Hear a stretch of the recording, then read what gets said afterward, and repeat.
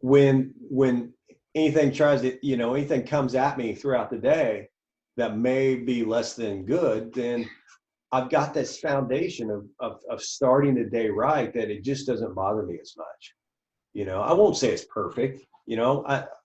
Monday, I had the first day I've had in a while where I was like kind of in a funk, but I used to go a long time in funks, and, and it would take, and I would be based on circumstances.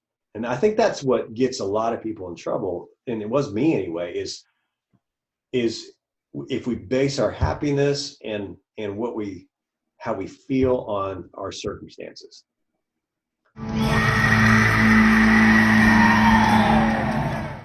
Listen to the Vibes. Well, hello, everyone. Welcome to another episode of Listen to the Vibes. I have here Mr. Chad Bourquin, and he's going to tell us a little bit about himself. He is a musician, and if you're watching this on YouTube, you can see his wonderful guitars in the back. And well, just tell us about you. Yeah. Hey, thanks for having me on, Kyle. No problem. So yeah, I've played music most of my life.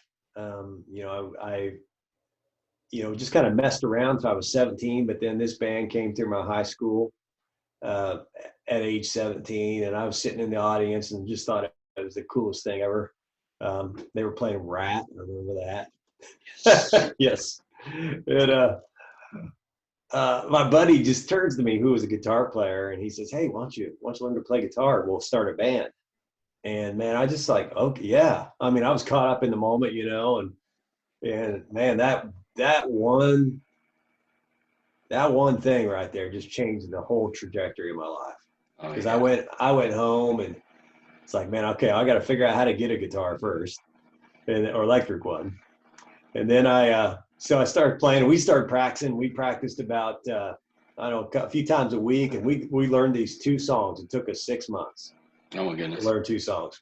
We were kids, and we got this gig at the same room, which is in the school, but it was a town meeting this time. So we're going in to do this town meeting, and take all day setting up, and the place is packed.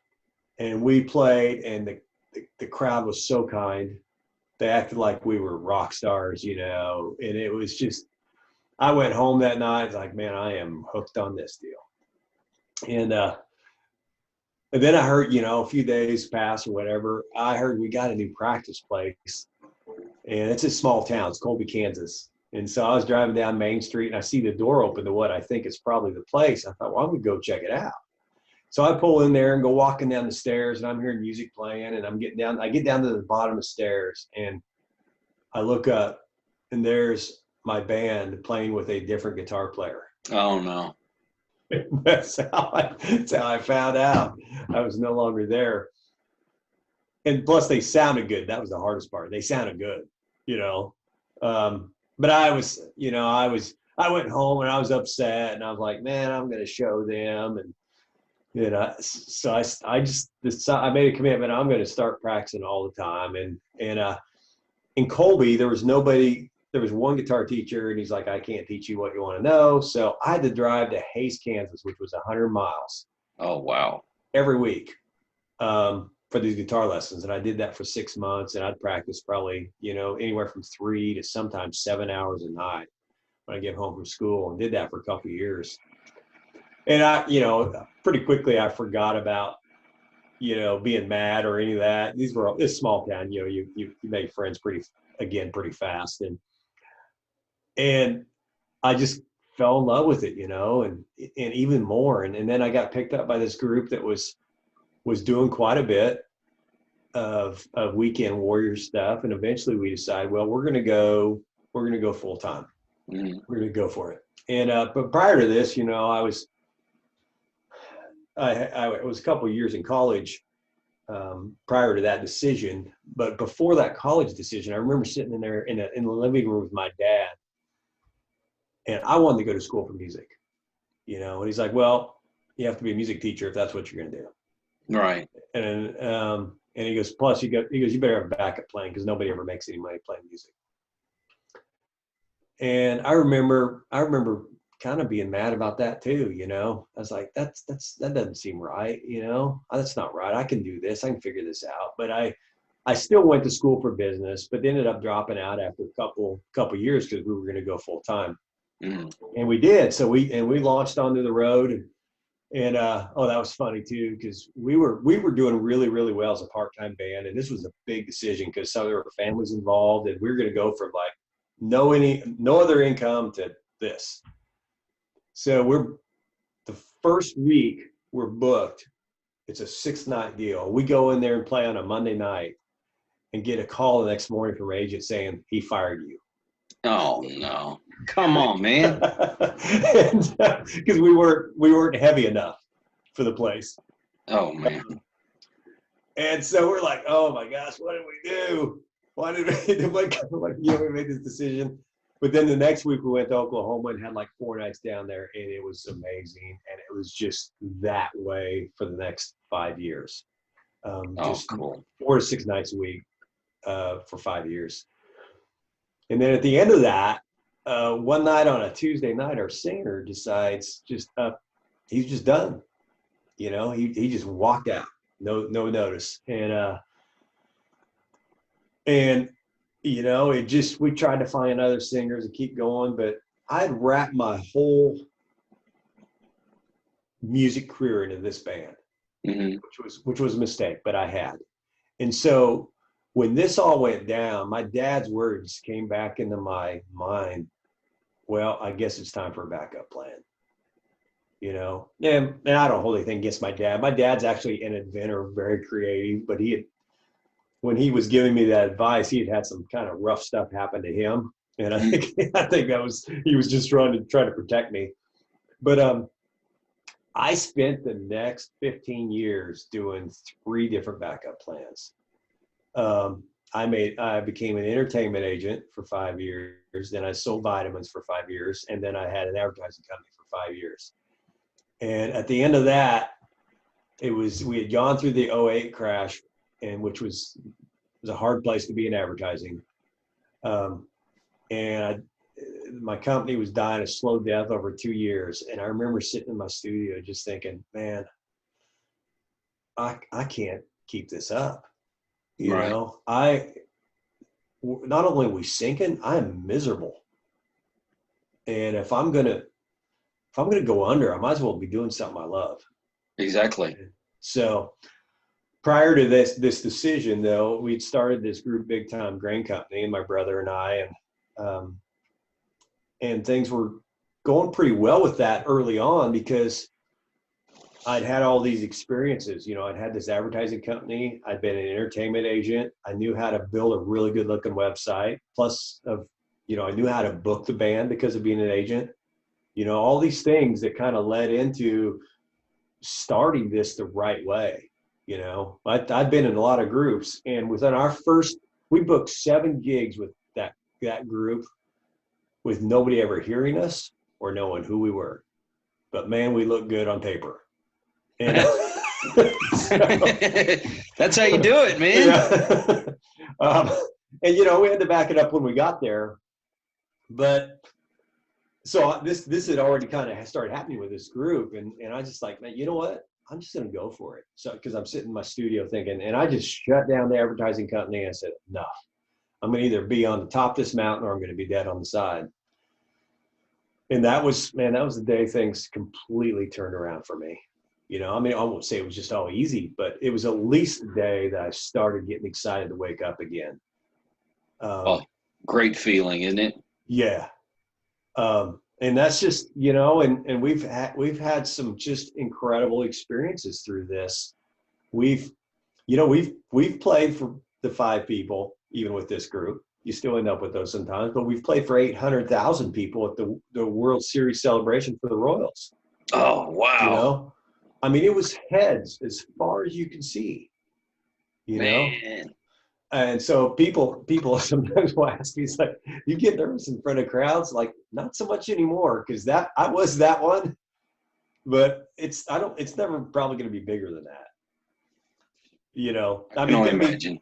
Yeah, I mean, all of Kansas City was there. They had to shut down. They shut down schools, everything, because teachers were not showing up and substitutes weren't going to come in, and neither were the kids. So might as well, right?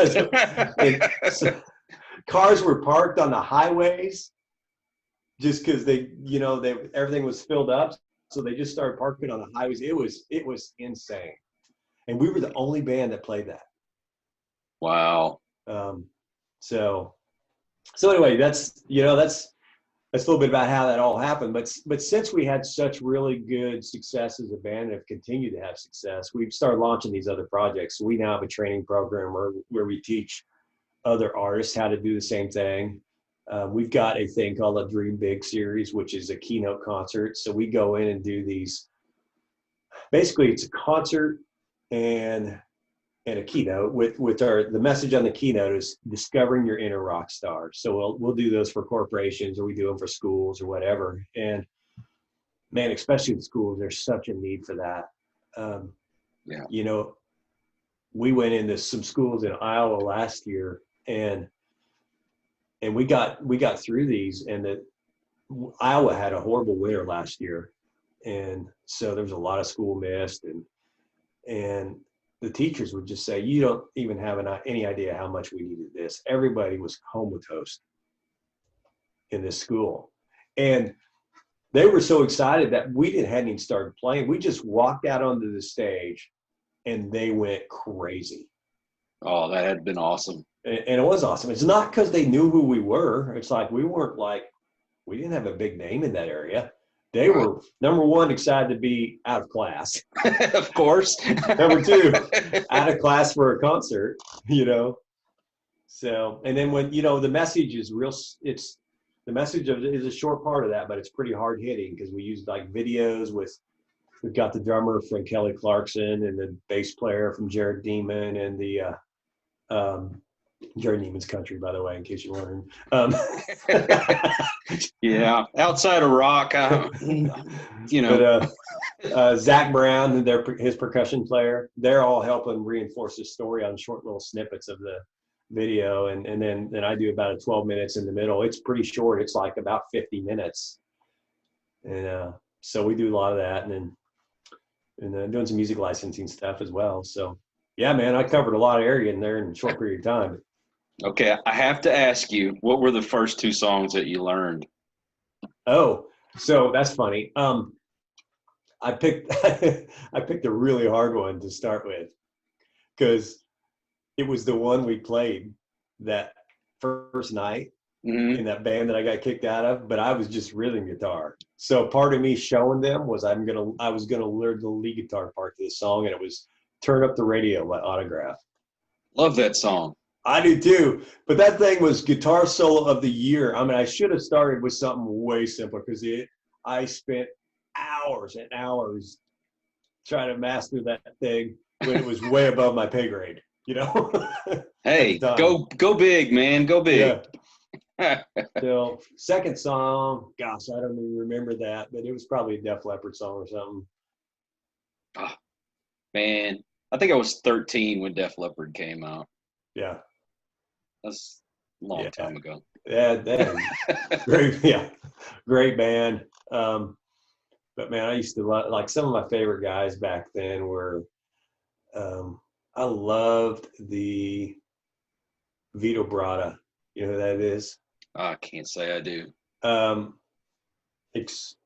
White Lions guitar player. Oh, okay, yeah. And then Extreme. You remember them? Yes. Nuno Bettencourt was something else. George Lynch. Okay, that name sounds so he was with Dawkins. Okay. Yeah. So when I was in that band traveling for 5 years, that was early 90s. And we didn't quite move with the times when the music did. So everything switched over to grunge, right around that time. Well, we were still playing all the hair band stuff. Mm-hmm. And all the hair bands were very quickly going from arenas to bars, just stay afloat. Oh, yeah. And so the age of booking us all over the Midwest was also booking a lot of those groups into these bars. And so we got to open for a ton of them. um, like Dawkins, Great White, Starship. I mean, it was pretty cool. Man, I saw Canned Heat in a biker bar. No kidding. Yes. Yeah. When was that? Oh my gosh. It's been about 20 years ago, I guess. Yeah. Pretty close to it. It was in Channelview, Texas, of all places. Mm-hmm. The Hog Stop. Nice. But those guys still rocked. Yeah. Now, where are you? Are you in Texas? Yes, I live in Cedar Park, which is just north of Austin. Oh, okay. But man. I grew up close to Houston, and I couldn't get Mm-hmm. away from there quick enough. Yeah. Unfortunately, it was only 2 years ago when I left. Yeah. Well, better late than never, huh? Hey, Austin, that's the music scene, dude. Yeah. It's awesome up here. And we're right around the corner from the HEB Center, which is like the venue where all the bands and stuff come to. Yeah. And oh my gosh, we saw, and believe it or not, I never would have even dreamed of going to this concert, but my wife wanted to go, and it was Rick Springfield. Mm-hmm. I'm like, he has one song. What's the big deal? But he has a new album out, and he played a lot of stuff from that album. I'm like, dang, this guy's actually pretty good. Shocked So this me. was recently? Yeah, it was just a few months ago. Wow. Tommy Two-Tone was there. Greg Kihn was there. It was awesome. Oh, wow. Greg Kihn, the breakup song. Yes.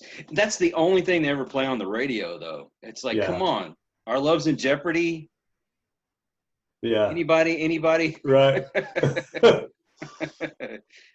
But, man, I love those bands.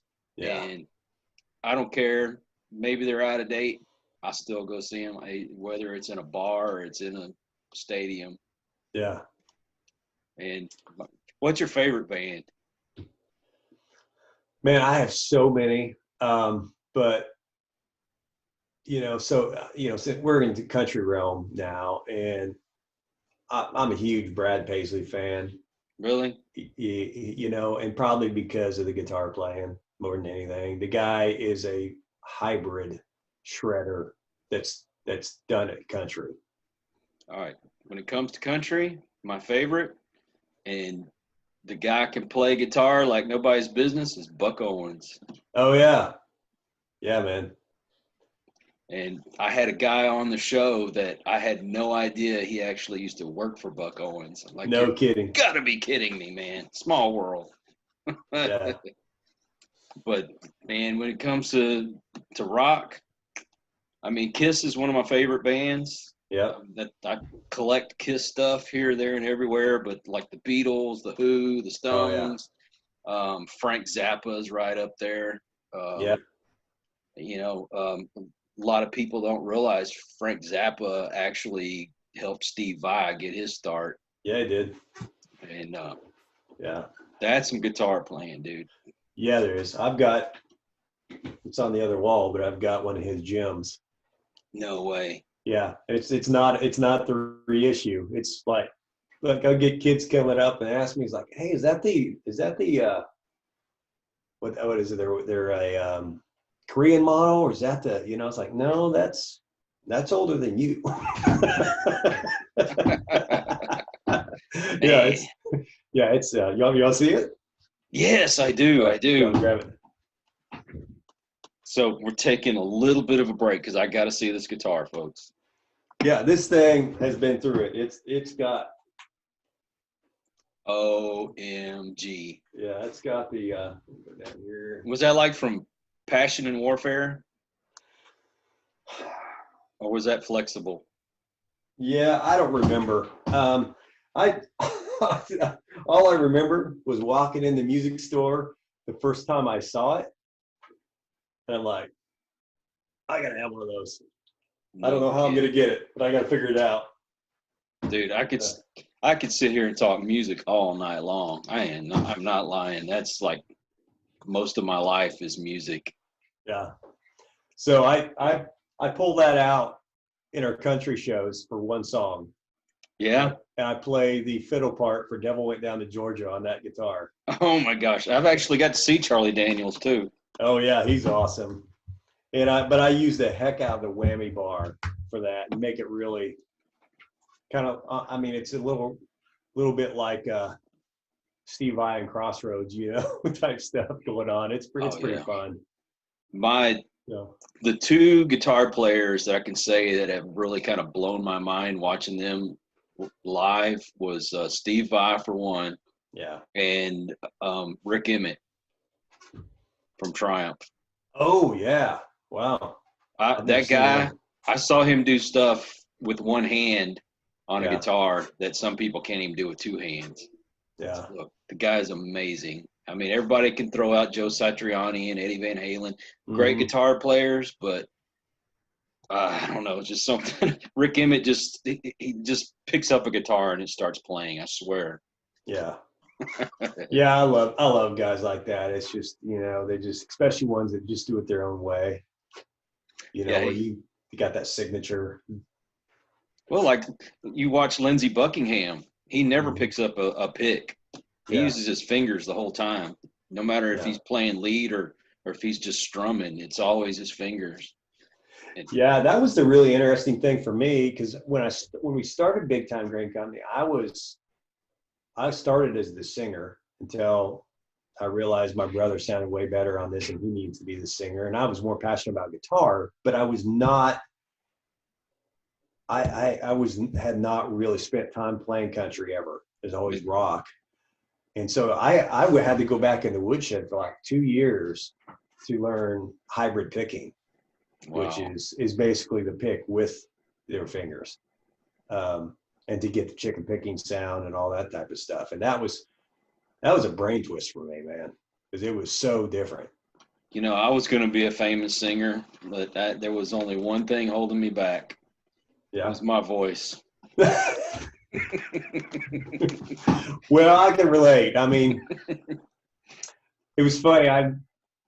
My brother was just going to play bass, and because he was kind of doing his own thing, and then he came over one day and recorded a demo for something else he was doing, and he sang a rough track because it was just for something for the drummer to play to, and then he left, and I was listening back to that thing, and I was like, son of a bitch, his rough track sounds better than something I've sang 100 times. And that was the day I was like, all right, I need to get in my lane, which is guitar, and he needs to get in his lane and sing, because he's just got that deep, resonant baritone sound that, it's piercing. Yeah. So you've had all these things that have been like obstacles that have popped up, but instead of giving up, it seems like it's motivated you to try even harder. Yeah. And on top of that, I mean, I went through cancer probably 18 years ago. Oh my goodness. Sorry. And so there's been a lot of stuff to go through. There's a few things that I can contribute getting through them too, especially now, especially when we look at like where we're at now, where there's a lot of challenges right now. It's a lot of, for me, it's been developing habits of how I start the day that make all the difference in the world for me. I used to start, I'm such a driver personality that my old self, and I'll regress to this if I let myself, is like, how fast can I get from point A to point B, and I won't enjoy anything in the middle. Mm-hmm. And I had to learn, number one, that's, I'll die never being happy if I don't get over this. But then I had to learn, how do you get over it? I mean, I've been doing it this way for so long, and a big part for me was how I start the day. So, I don't look at my phone first thing. I don't look at email. I don't look at social media. I don't do anything. And I heard somebody talk about this the other day on a podcast. It's Russian roulette to do that. Yeah. Because it might be something really good or it might be something really bad. And do I want to risk starting my day, either way? So I've got a habit of just, I still take a bunch of those vitamins from that vitamin company. And there's like this one pack that I can take really fast and then just lay back down because I know it gives me enough energy that I won't fall asleep.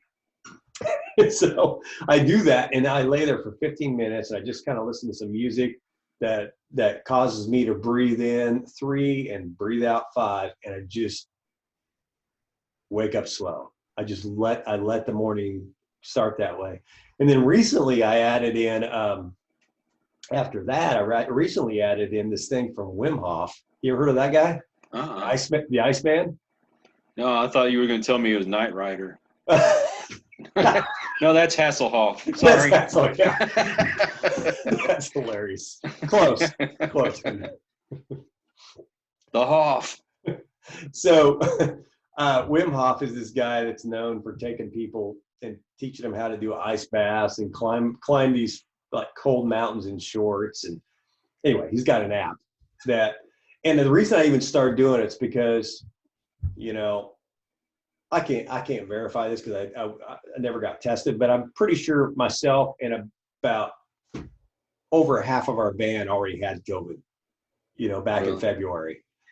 And if it wasn't that, it was something I've never had, before. And, I got over it, but I had this residual cough thing that just would not go away. After the fact, even way after I was, sick. And I thought, and then I listened to this thing on Wim Hof and they talked about this would boost your immune system in like 24 hours. It's like, well, yeah, I'll try that. So it's this breathing thing where you breathe in like 40 times deep, and then you hold your breath for as long as you can, and then you breathe in 15 seconds after that, or hold it 15 seconds after that, after you breathe out after holding it, and you just repeat that. And so the first time I did that, I did it 5 times, and I think I maxed out like a minute and a half, hold my breath. And also you take a cold shower at the end of your shower. You start with 15 seconds and move yourself up. So I did that the first day, and then I went out to do something, and like at 2 hours later, I was so amped up from energy and feeling so good that I felt like I needed to go eat something. Thought that was bizarre. But within 2 weeks, I was actually hit 4 minutes of holding my breath. Wow, dude. Yeah, I've never done that, So my overall energy went up. So anyway, this is a long story about what I do, but so that whole thing now extends of almost 45 minutes to an hour of every day I start. But when anything anything comes at me throughout the day that may be less than good, then I've got this foundation of starting the day right that it just doesn't bother me as much. I won't say it's perfect. Monday I had the first day and I've had in a while where I was like kind of in a funk, but I used to go a long time in funks. And, and it would take, because, and I would be based on circumstances. And I think that's what gets a lot of people in trouble. And it was me anyway, is if we base our happiness and how we feel on our circumstances. Because the interesting thing I've learned is if we do that, then we are one bad day away from going over a cliff. Yeah.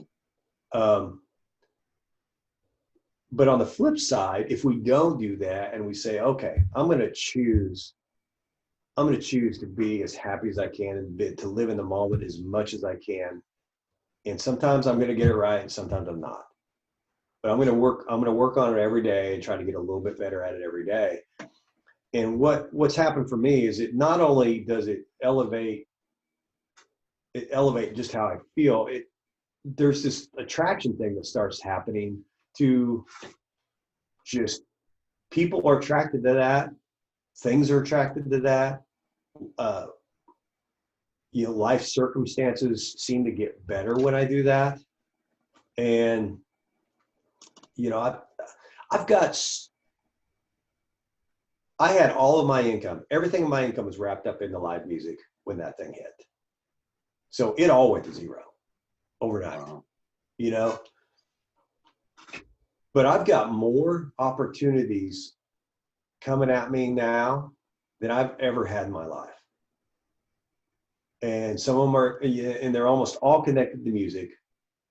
And it's things that things that I've ended up in the middle of that I'm sitting there thinking, how on earth did this happen? I mean, I'll give you an example. So I'm connected to a company right now that I just met online and became friends with this guy that has a COVID scanner. That this thing, yeah, when it gets to market, it will open up live music concerts again because it can scan it within 1 minute. I mean, you can run about three people through a minute if you're loading the stadium, and it'll red light, green light, yellow light, let you know if they have it or not, and can go in, and so you would know that if you're in the stadium, the guy next to you doesn't have it either. How in the world would that work? It's crazy. It's this flash technology. It's been around for years in the government, but these guys were developing it to privatize it for farmers, agriculture, to be able to scan from a satellite and know if a field has disease down to the plant. Wow. And it's called hyperspectral imaging. And this same technology they use to discover planets. The detail is insane, that the stuff that's out there. And now there's a major entertainment company looking at taking this whole thing and running with it, you know, and using it to open back up. And at the same time, there's technology that these same guys have that could get rid of piracy for music. Oh, that'd be cool. So, you know, I mean, Yeah, especially for those of us that pay like $10 a month for Spotify so I can listen to music. So. yeah, right. Yeah, Yeah, not fair. You're getting your music for free and I'm paying for it, you know? Yeah, for sure. I mean, these are game-changing things. And prior to this quarantine happening, I could not even picture being involved with this stuff. But it starts with my morning. And it starts with having a belief and an expectation that things will always work out. And that's like the law of attraction, man. It completely is. Yes. I mean, that's what we're talking about. If nobody that's listening or watching this has ever seen the documentary or read the book, it's called The Secret, and it is one of the greatest things that could be in your life. I'm not kidding. You know, I remember hearing about that and writing it off as, I don't know what I called it, but I just thought it was just like, you know, I didn't even give it a chance. And that was unfortunate. I cost myself some years because of that. You know, years that things could have gone differently, you know? Oh, exactly. You attract what you project. Yeah. And people don't realize that. So when it's like, I was talking to a shaman the other day, and he was telling me, when you sit there and you say, well, please give me this, please give me that. Well, you're telling the universe basically that you don't have it, and that's a negative. And so that negativity bounces off the universe and comes right back to you as negativity. You still don't have it. But when you can imagine that you already have things, you know, whether it be, you know, your happiness or your success or even money or, you know, whatever it is, if you can imagine that you have it and you already act like you have it, you attract those things. Yeah, for sure. So yeah, it's powerful. Yeah. So when did you first, you know, start stumbling into this? Well, the funny thing is it's just before I got my divorce from my first wife. I saw that video. It had come on free on demand. Mm-hmm. And so I'm just like, The Secret. This sounds interesting. So I sat down and watched it. I'm like, is this an infomercial or what? But something just told me, sit down and watch it. So I did. And, I was like, wow, I wonder if that'd work for me. But I just kind of, like one of those things, you try it for a couple of days and you kind of put it off to the side. And years later, I went through a heart attack and, my wife leaving me, and, I had all these relationships that I thought were going to work out, and they didn't. And finally, I met my wife that I have now, and she started getting me back into my spirituality, and she knew that I knew about the book, but I'd never read it, and she bought it for me. And I got into it again, and that kind of got me started with the whole podcasting and everything else. And it's been a blessing in my life. I will not lie to you. That's awesome. Yeah, I love hearing stories about that. We all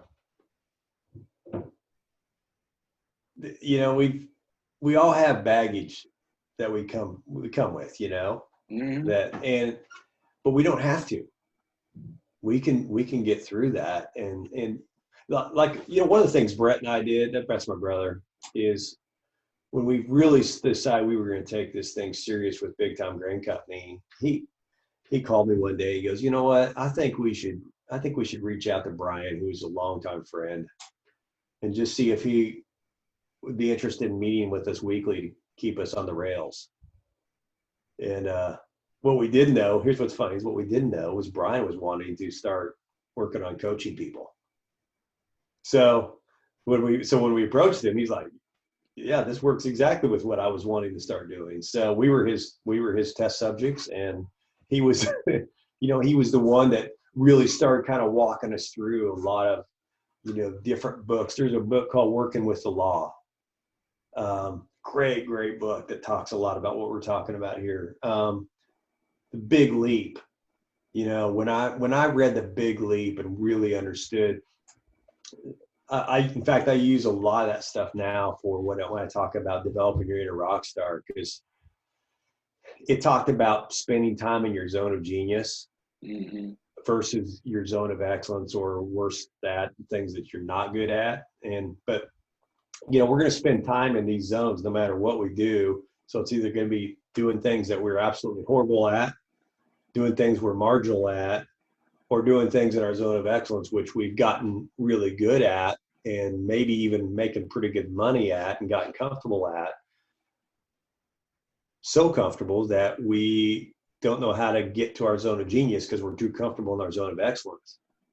And how you know the difference between the two is the zone of genius is that thing or things that you do that time completely disappears because you're having so much fun doing it. And, that was how I realized, okay, I need to be the guitar player, not the singer, because that's time disappears. I can be in my studio with nobody around and lose 3 hours, just sometimes playing the most monotonous stuff, just learning something new. I love to learn some new stuff on the guitar. Still today, I've been playing for years. That's my zone of genius. That's what I love. And then I actually love these conversations. Time disappears for me on these too. If my voice wouldn't go out, I could go on forever, I hear you, man. So, and I can tell you love doing these interviews. I do. You're fully into it. You're fully present in this. You obviously love it. So I'm just going to guess and say it's your zone of genius. Am I wrong? I'll tell you this. I've told you I've been doing podcasting for a few years now. Mm-hmm. And, I was always doing paranormal stuff, but I kept meeting all these wonderful people, and they had such great stories to tell. And it's like, well, this doesn't have anything to do with the paranormal, but I need these people on my show. Yeah. And finally decided that, number one, I was going to leave the network that I was already with and start my own. And that was a venture in itself. But then I was also going to start my own podcast doing this exact thing, which was getting positive messages out for people. And so now I do 2 podcasts. I'm running this. A year ago, my arthritis has taken over pretty much, and so I can't do the things that I used to do physically. Mm-hmm. And I could have just laid around and vegetated and watched television all day long, but I'm like, I can't do that. I've still got years left in me, you know? Mm-hmm. And so I've put all my effort into this. I get people on and I have a real conversation with them, not just that, like I was telling you before we started, that old monotonous, where were you born? How long have you been doing this? That's so boring. And you don't get to really know the people that you're talking to. Mm-hmm. Well, because of that, one of the guys from Ghost Hunters, if you watch the TV show, I had him on my show. Yeah. And he actually asked me to join his network. So now, not only am I doing my 2 shows and running my network, but I'm also doing a show on his network. That's awesome. So you're busy. So I stay busy. And then I had somebody which is a friend of mine's son. He's really into doing all the computer stuff and editing and all that. And I said, hey, man, would you like to jump on this venture? I said, I can't pay you right now, but as soon as we start making money, I'm definitely going to cut you in on it. And he's like, yeah, sure, man. I'm all for it. I love doing this. I'll do it for you. I'm like, okay. So I got a couple videos and I sent them to him, and, he did a couple for me. And then I'm like, dude, I've got a whole bunch of stuff here. And he goes, send it my way. I'll get it for you. Okay. I'm going to do that then. And all of a sudden I didn't hear from him. I wasn't getting any of the videos back. I'm messaging him. He's not even answering me. And I'm like, what am I going to do? I'm just going to have to learn how to do this myself. Mm-hmm. And I pulled up a program on the computer, paid for it and everything, and I told my wife, I said, because I don't know a whole lot about computers. I really don't. Mm-hmm. But I said, I'm going to learn this. So I would sit here hours at a time watching YouTube videos and, doing whatever it is that it was telling me to do on the computer. And then I'd stop and pause it, and I'd have to rewind it and go back and forth, back and forth. And now I can do it without even looking. Nice. So like you said, you've got that zone of excellence and then that zone of genius. Well, I've learned how to do these things, but there's so many other cool things that I can do. So I'm slowly starting to learn those things. You never stop learning, or you're just you're gonna burn out if you stop learning. That's right. my philosophy anyway. I'm sorry, I'm taking your time away, man. Go ahead. No, dude, that's good stuff, man. Preach it. Yeah, so what do you want to talk about now? I'm done taking all your time away, man. It's all good. No, we've talked about these things, and there's so many young people out there that, and you know how it is. We were young. We had this thought that this is the way things are going to be, and you try to head that direction, and you learn mistake after mistake after mistake. And you either are going to improve or you're going to get worse. Yeah. And it seems like you get past your 30s, I think, and then all of a sudden that brain starts clicking, and it's like, hey, you're getting a little older. You better start putting this stuff to good use. And so I can't express to these kids enough. Don't stop learning. And another important thing is that you help people. If you're not helping people and bringing them along for the ride, then you'll never get where you're trying to go. You never will. Yeah, man, you could be speaking at our Dream Big series, because that's the message right there. It's it's a selfish reason to not be a bully. You know what I mean? It's like, because if you want to get where you want to go in life, you've got to do it with other people. And of course, once you start treating other people well and bringing other people along, the selfishness goes away, even if that was the original intent. because you start realizing it's like, oh, this is so much more fun. Oh yeah. It's so much more fun working with people and helping others get where they want to go is so rewarding. And then law of attraction kicks in and says, all right, I see what you're doing. You're out there giving and helping these people. Here's some things you didn't even see coming. Oh, I love that part of it. I love that part of it. Yeah. And side note, it's bigger than you even imagined. Yeah. And I think that's the kind of stuff that happens when you really invest into other people. Well, there's a difference between being a boss and being a leader. And I saw a video about that this morning, and I'm like, that's exactly my philosophy, is that if you don't bring people along and then you don't, groom them and train them and get them educated, then your business will never be successful. I don't care if it's working for the city or you're working for, a big corporation. Yeah. And, as I'll say this real quick and I'll let you get back on your point, but, I was a foreman for the utilities for the city of Pasadena. And, as I was coming up, whoever was coming in behind me, I would teach them everything I knew. And a lot of guys, they're like, don't do that. They're going to take your job away from you. But I'm like, well, what if people above me, they move on? Yeah. Maybe I got a chance to move in there and I can say, I've got somebody to take my place. Right. And that's exactly what happened. So, foreman moves up to, the equipment operator will move up to foreman. I get to be equipment operator, and then I get to be foreman, and so on and so forth. So it all works out in the end. But anyway, I'm off my soapbox. You go ahead. No, that's good. One of the big things that we talk about, because I had to learn, I had to deal with this whole thing with this backup plan, because, and what it finally hit me one day is like, okay, there's a difference between a backup plan and a support plan. And the difference is, and they could be exactly the same job. Let's call it a job. Let's say it's a job that you have until you get to where you want to go. Could be the same job, but what makes the difference is why you chose to do it.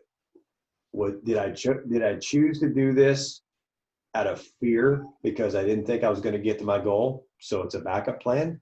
Or did I choose to do this because I see this as something that can maybe help me get to where I want to go? So a perfect example of that, when I became an entertainment agent the first time, that was a backup plan. It was out of fear.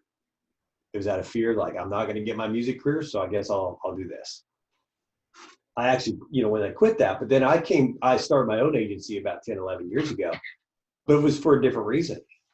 It wasn't out of fear. It was like, oh, here's an opportunity to further myself, to get better at communicating, get better at booking my band as well as other bands, and bring in a little bit of income at the same time. So now it's a support plan, and it's working towards something. It's not because I'm afraid of not getting somewhere. So I think that's a powerful message, because a lot of parents are it's protection. They're being protective of the kids a lot of times. That's the motivation, but they're sending a message that they need to have something responsible. And that may not be anywhere where their dream is. And some of the greatest things on this planet have happened because of people that were taking risks and said, I'm going to go for this.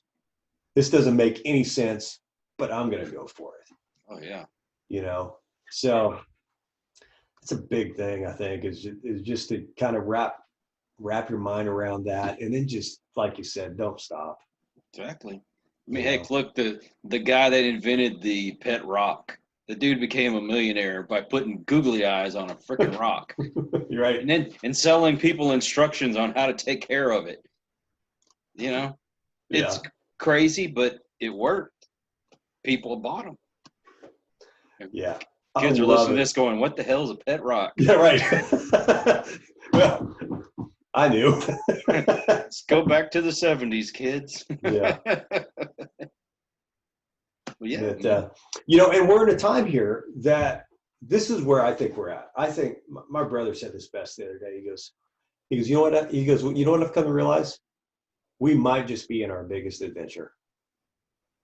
Because I know personally, and I know what I've witnessed, is there is more creative stuff going on right now than I think we've seen in a long time. Some of it out of opportunity, some of it out of necessity, some of it just people thinking, well, like in our situation, you know, we had a bunch of other projects on back burners, and they were on a back burner because the front burners were filled with things dealing with live entertainment, and they were what was paying us. So, you know, you can tend to keep that stuff on the front burner, but when that goes away, it cleared some space up there. And so we launched all these other projects that we may have gotten done eventually, but they got done a lot faster because of being quarantined.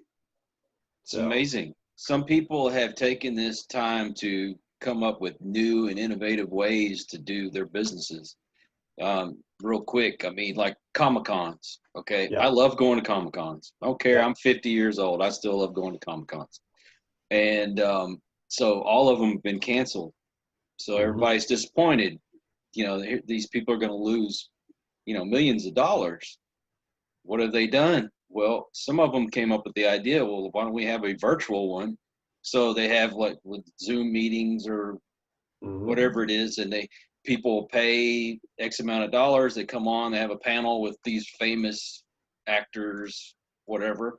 And then they're also having the opportunity to send their stuff in to get autographed, or they send, you know, their money and they get these autographed items from these people. They're authenticated, the whole 9 yards, and it's still going. They could have just gave up, but they're not. So yeah. Well, and I don't know if we'll ever have as easy of a time of connecting with people that we may not have been able to connect with either. True. You know, because they're all at home. At least we're all at home. You know, I mean that's been and they're excited to connect and talk. That's the great thing is people are starting to talk again. Yeah. At least in our circle, they are. Yeah. Right. Which, like the app that we got on and where we got to meet, you know, I just Googled, how do I find guests for my podcast? And now I'm getting all these wonderful people that I get to interact with all the time. You know, of course, I had to explain to my wife that Matchmaker.fm was not a dating service. I think they could have came up with a better name. But yeah. You know what's funny? I get so much spam. I almost missed your message because I'd forgotten I'd signed up on that thing. Oh my goodness. And I thought, and my mind just instantly went, it's like, I'm married. I don't need this thing. You know, I was reluctant when I first saw it. I'm like, I'm not looking for a dating service. I'm looking for people to be on my podcast. Excuse me, how old are you and where are you from? Right. And you know, that's never mind. I'm not going there. I'm not going there. But you know, it's definitely made it to where we're starting to meet new people, and new ventures are opening up. And at least within my circle of people, I'm seeing people helping each other. Yeah. And the selfishness seems to be fading away. Now I know there's a lot of other stuff going on in the world that, you know, I am not seeing it other than on social media, and I just quit watching the news. Yeah. So I'm tired of all of it. I would love for everybody to get along, but there's always somebody out there that has an agenda to try to keep us apart. For sure. And I don't want to be a part of that agenda. Yeah. Well, and I think there's a majority of people in that same camp. Just let us be friends, and let's not find reasons to hate each other. Yeah, you know, that's what one of those things has done for me too, is that realizing it's like, I didn't realize I could become such good friends with somebody never having set foot in the same room. Mm-hmm. Oh yeah. You know, Oh there's yeah. a guy named Bobby Stein that has this podcast called Motivated Mindset, and we started ours at the same time. And he's gone on. He's doing a lot better than I am because I've got too many other things going on that haven't been as diligent as he has. But we had this bond because of like we were kind of walking each other through things on the front end, and now we're like I would call this guy one of my best friends that I've never met in person. You know, That's awesome, isn't it? so you know, and I think there's a lot of that going on. There is. I made really good friends with a guy in Tennessee. Yeah. And we're basically like brothers, but we've never physically been in the same room, but we talk and, you know, a constant communication. Yeah, that's cool. We're friends just because, you know. Yeah. I love it. Well, I love it. Well, man, anything I can do to help you, you let me know. Oh, definitely, man. Same here. You got a cool vibe going on here. I appreciate that. Oh, namaste. Thank you. I appreciate it, man. So Yeah. if people want to follow you or, you know, there's websites you want to send them to, where can they go? Well, I'll just give you a couple because there's too many. So the band is bigtimegrain.com. Mm-hmm. And then, yeah, they have to be able to spell this next one, but my name is, I have my own website under my name, chadborquin.com too. Okay, I'm gonna let you spell it because I have to turn away to look. Okay. Yeah, so Chad, C-H-A-D, and then Bourquin, B-O-U-R-Q-U-I-N.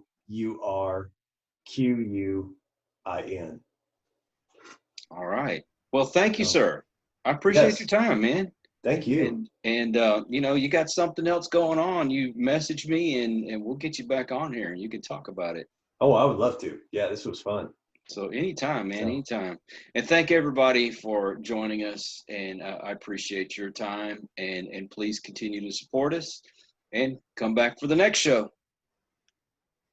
We hope you enjoyed this episode of Listen to the Vibes. You can catch us on Buzzsprout or wherever you listen to your favorite podcasts. And on YouTube.